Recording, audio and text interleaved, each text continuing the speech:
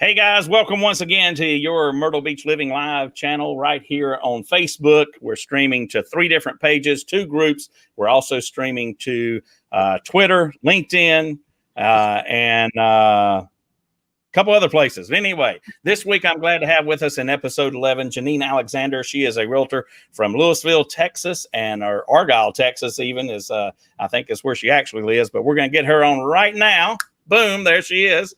Hello, Janine. How are you today? Hey, I'm so good. It's so nice to see you. It is. Janine and I actually attended an online coaching session, I guess is what you would call it. And we teamed up with each other and have been talking quite frequently back and forth ever since. And what was that, February or March? It was sometime. Yeah. I want to say it was March because we had for sure been stuck. We couldn't go anywhere, I think, at that point. Right. I think it happened in the middle of, because it wasn't at 13 weeks, I believe. So it was kind of in the middle of that. Yeah. So absolutely crazy. But I want to remind our guests that are watching today that you have any questions for Janine or myself, you can always just type them in the comments on whichever social media platform that you're watching on, and we will get those on air. Or you can call us live at 843-246-7474, and we'll get those questions done as well. So Janine, you're part of our series that we've been doing on realtors from all over the country, just comparing markets back and forth and just seeing, kind of what the COVID has done to us and that things. But first, let's get started. And you just tell us a little about you and your family and how long you've been in real estate, that kind of stuff. Yeah. So I am part of a family of 6. I'm married and we have 4 dogs. No kids yet. Lots of dogs around here. I have been in real estate for just over 2 years. Absolutely love it. It's a ton of fun. I work with a lot of first responders, both military, which is not technically first responders, but I love working with them. My husband's in law enforcement. And so I just have a great group of people that I work with, and it's awesome. Yeah. I don't know if I ever told you this or not, but I retired from the fire department. So I was a firefighter for many, many years, worked on the EMS side, and was on an ambulance for many, many years as well. So I don't know if I ever told you that or not, but that's kind of interesting. So, so you've been in real estate for 2 years. I don't think I knew that. Yeah. So surprise, right? So you've been in real estate for 2 years. What got you into real estate? What made you choose that route?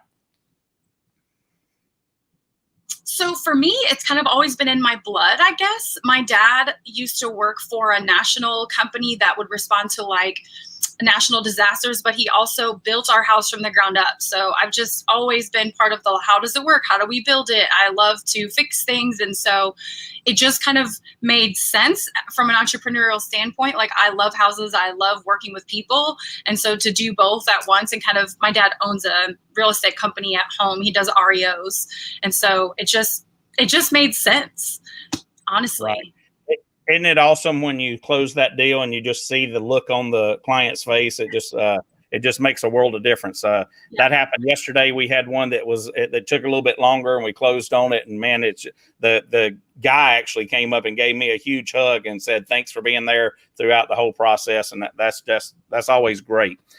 So you've been in real estate for 2 years, and you and I don't even think we told people this. You are right outside of the Dallas market. Now, do you pronounce it Louisville or Louisville?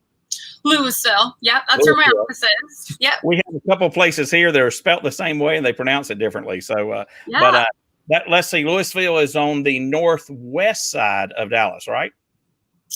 It is. Yeah. Okay. Cool. Good job. So that's my daughter. She does my investigation for me since she's the producer. She lets me know all that stuff. So, atta girl. So what I want to do today is talk about the real estate market and find out, what's going on there. How busy is it? How has it changed since last year? Just talk to us about your market. What's going on? So the market right now is really interesting. It's definitely a seller's market. We have historically low inventory in regard, even if you just go back from 2019, even 2018 when I first started. For instance, the last house that I closed on I had 7 offers in 48 hours, all over asking. One came in before it even went on the market. So they're flying off the market, and that market is really anything less than 350,000. It's just, you can't keep it on the shelves, and they're coming in cash offers, quick closings. Let's talk about that right quick. What is your price point? What is your average 3-bedroom, 2-bath, 1,500 square foot? What's that price point for you there? About 275 to 325. Okay, so you're on the area. right. So you're pretty much in line with where we are as well. Maybe a little bit on the high side, but not really. A new construction home here for a 1,500 square foot is going about 265, 270, somewhere in there. So that's pretty close. So since you're on the outskirts of Dallas, I'm sure is when you get into Dallas proper, if you will, it goes up a lot. But so you talked about your inventory being low and it's a seller's market. It is here as well. And, we've kind of talked about this, but for the viewers today that maybe haven't heard this, it's called the attrition rate. And that means that if we were to stop selling inventory or stop listing properties right now, based on the sell-through rate, how long would you go? I don't know if you know that number. Here last year, it was about a 6-month time frame. Now we're down to around a 3.2 month. So that means if we didn't take any more listings today, then we would only have 3.2 months worth of inventory left to sell, and then we'd be out of properties. So which tells you it's a seller's market. Yeah, and I think we're right around that 3 month. I didn't do that math this morning, but the last couple of conversations that I've had, it's been right between 2.5 to 3.5 months. So right around average of about 3 is what I would guess. Yeah. Right. And so for those viewing, what that means is that's driving up the price for your sellers. So that gives the seller's market. So they can raise that price up a little bit more.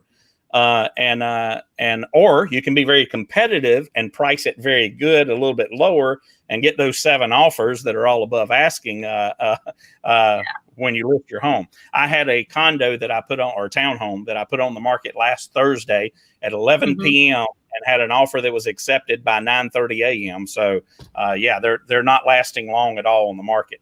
They're not. So your single family versus your condo and townhomes, are you seeing the condos and townhomes selling just as fast? So it's funny that I don't, in Dallas or in Denton County, where I do the most business, we don't do. So I actually pulled those numbers. So I really wanted to see. So condos in Denton County in all of 2019 were 57. Now, condos sold in 57? 57. Not me personally. No, these were numbers that I pulled up. No, God. But in Dallas, 2,612.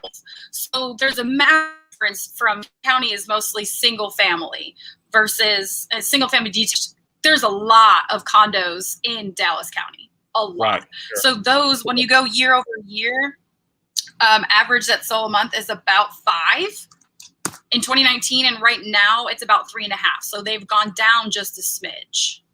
Wow. Well, being in a tourist area like we are at the beach, our condo sales are really stepping up a lot. And we're actually finding people are buying homes sight unseen from up in the Northeast where they all vacation here. So they're buying them because what we found, and if you guys watch the show regularly, you've heard this, but Janine maybe hasn't. What we found was when people were stuck at home because of the virus and they were quarantined, people said, I either need to increase my home size because mine's too small, or I need to decrease it because it's too big. But what we didn't really take into consideration was all the people that are tourists here regularly. They were stuck in their home up north, and they said, I'm going to just go to the beach for a couple of weeks since I've got to be in the house anyway. And they couldn't because of all our hotels were closed. So now they're buying those properties, and we're even seeing people that are buying those properties that are teaming up with other family members. So they're going in as 4 or 5 people that are going in and together on buying that property. So that's kind of interesting there as well. So another thing that I'm seeing is because the new home construction keeps creeping up a little bit, the resale values have creeped up as well. But in our market, if you have a house that's under $165,000, it's gone. because there's so few of them. It doesn't even really matter what shape it's in, as long as structurally it's okay. Cosmetically, it really doesn't matter. So that's interesting. That's interesting there too. So before we keep on going, guys, just reminding you, if you have any questions for me or Janine in the Dallas area, just put them in the comments and we'll get those on air. Or you can call us at 843-246-7474. So Janine, let me ask you this too. Are you getting more buyers that are coming in from out of area? Are you getting people that are in Dallas proper that are moving out into the country a little bit more? Or is it people just basically, like we said, changing the size of the current home that they're in? It's kind of a mix. And honestly, I've had a lot of investors on the houses that I've sold. A lot of the offers that I've had are investors, people who probably weren't necessarily intending on getting in on this market, but recognizing the opportunity. I have had the last two, I had several people from California trying to get in on the market. Not as many locals moving as I would have expected. But I think as far as COVID goes, sort of there's still that fear of, we're in a county that has had several cases. So there's still kind of that, like, should I go in somebody else's house? Should I just stay home? People really aren't sure still kind of what to do. So I think that's also part of why the inventory is so low. Like, I don't really want people in my house. Right. Yeah. I see Dana's on here. Dana is from, she's actually with StreamYard, which is the software we use to bring the show here. And I was on their show a couple of weeks ago. I love Dana and her sister, Kelsey. They're awesome. Thanks for watching today, Dana. We greatly appreciate that. But, it's interesting that you say that, because had I known a week before California that is coming here to he's looking to buy an investment property on the beachfront, and he just bought one in Dallas. He just closed on it 2 weeks ago. I'm like, if I'd have known, I'd have had a great agent for you there in yeah, I appreciate that. We're in the Dallas area. So he may be buying more. So I told him that if he didn't like the agent he was working with, let me know, because I had an awesome agent there. So that's pretty cool. So now I want to talk about the virus. Tell me about how the COVID virus has affected your market. So I think one of the biggest things is really just the precautions, right? And everybody's different. So it's almost like we need name tags where, like, I'm okay to shake hands. I prefer you to wear a mask. I only do, elbow bumps. And because sometimes you'll come listening, wear a mask, wear gloves, take shoes, and so it's really, I think it's kind of tough on some of the buyers because they really don't know what to expect. There's almost no sense of normal as far as, from one house to the next. You might see 6 houses in a day and you have to wear a mask in one and not in the other, or, you need to put booties on your feet. And so I think that's one of the things that's sort of affecting it. But again, I think the biggest thing is they don't want people in their house and they're not quite ready to move. There's a lot of interaction that has to happen, packing boxes, going to the stores. There's a lot of preparation in moving, as you know. So right. The more exposure, the more fear there seems to be. So people are kind of more or less staying put, it seems like. Right. And we're getting a lot of people that are not wanting us to do open houses. There's a lot of people that aren't wanting us to they want us to limit 2 people at a time to come through the house, that kind of stuff.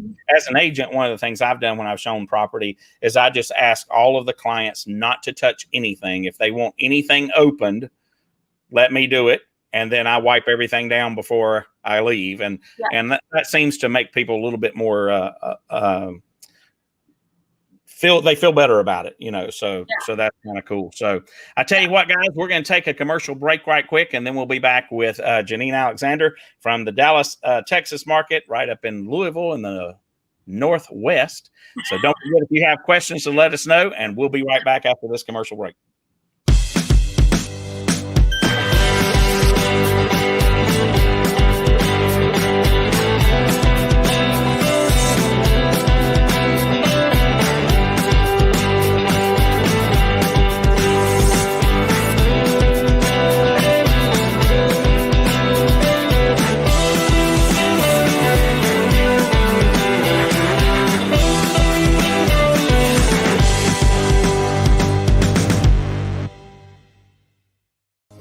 Every client is unique and has different needs. Whether it's a growing family, a first-time buyer, an investor, or someone looking to downsize, I am here to help guide them through the process.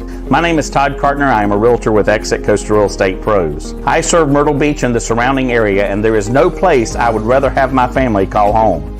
You need a realtor you can trust and will put your needs first. I want to become your lifetime realtor.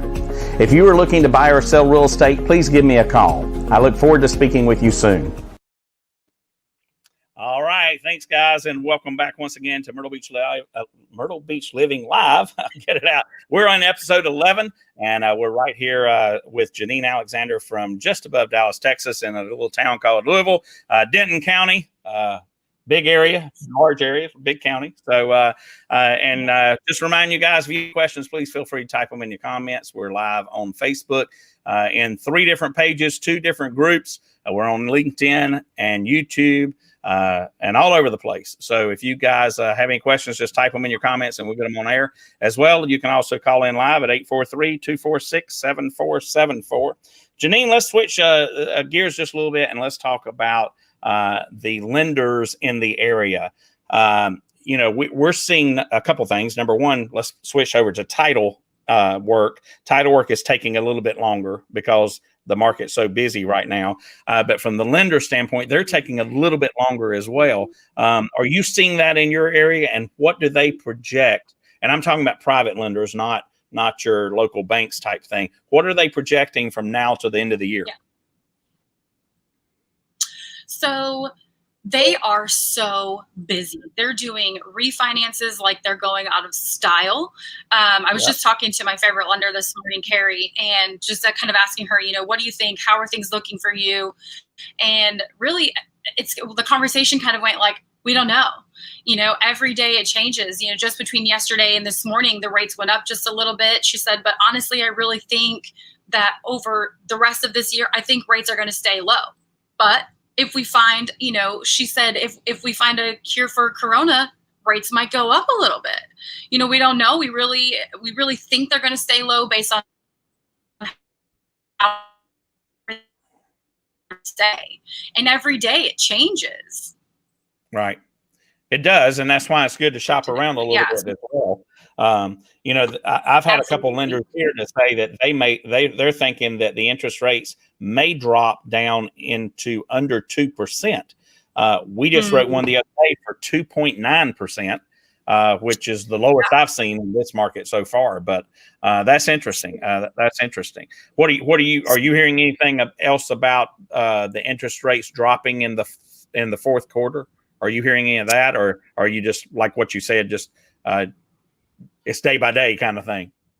It's really day by day. I do think they do think the interest rates will drop again. I know she's doing a condo loan for a really good friend of mine, and her 15-year fixed was 2.75, I want to say, and then 30-year fixed was 2.89. So I mean, they're really low right now. They're doing really well. Yeah. Let's switch gears a little bit too and talk about the rental rates. Here in this market, the rental rates are continuously going up. Even a okay condo in an okay neighborhood is going for $1,000.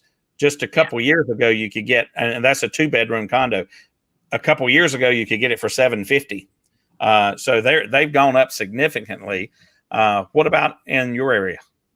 Same. They're continuing to go up, and the fight to get a place is also going up. I mean, just in the same, I had a client of mine who sold and is kind of in between. He's getting ready to move out of state. And so we sold his house, and then I helped him find a rental. We went through 6 different houses before we could get him a rental. And he has an incredible score. It was amazing how many offers, you have for a rental application to go through. I mean, there's just so many people, and and so I think that even just and is slowly, people are seeing that, like, I could charge more and people would still pay it. Yeah, that's right. Yeah, and it's definitely they're going up slowly. I have 42 rental properties that I take care of, and we had a 1-bedroom come open I guess it's been about a month ago now. And Mm-hmm. I posted on the Facebook Marketplace. That's the only place I advertised it. I said, I'll be there from 10 a.m. to noon. So come and show up if you're interested. And I had 21 people standing outside the door when I got there at 10 minutes till 10. Wow. And I mean, it just rents like that, So I've got another one coming up the end of September, and I've already got like 9 people that are interested in it, and I haven't even really advertised it. That's people in the area. Yeah. So now's a great time to buy. so go out there if you think, call your favorite agent. Call Janine over there in the Dallas market. Call me here, and we'll hook you up with a great lender, and let's see what you need to get qualified. And if there's work that needs to be done, we can help you along the way to get that done, so you're ready in 6 months if it needs to be done or whatever. But I think that I think that you really need to be interested in buying instead of renting. I lost you there for a second. Can you still hear me? I can, yes. You went out in space there for a second. Can you hear me now? She froze up a little bit. Can you hear me? Gotta love technology.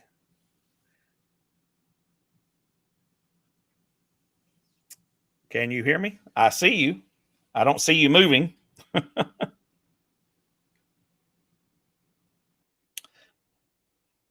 Well, she may have dropped out. We may have to see if we can get her back on here in just a moment.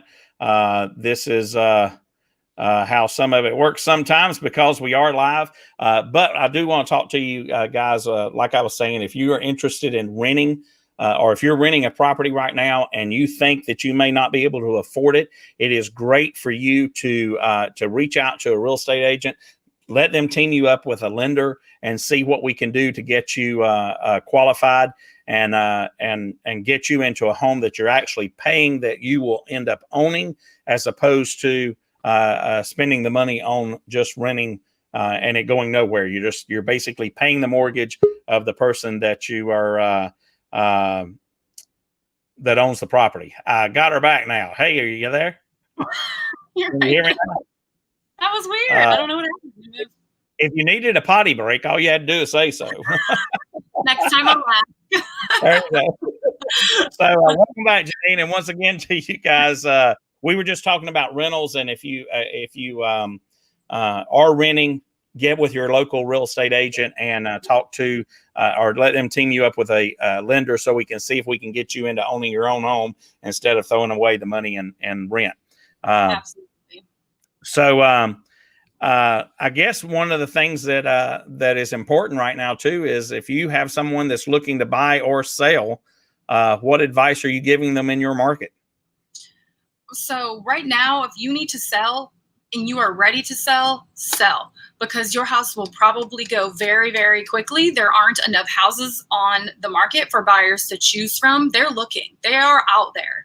Now, if you're a buyer, I would say definitely look, but be mindful. There are so many buyers in the market right now that you have to be competitive. If it's a house that you want, you have to know how much are you willing to give for that house. Is it your dream home and we can go over asking and we can be really competitive on the terms of the contract?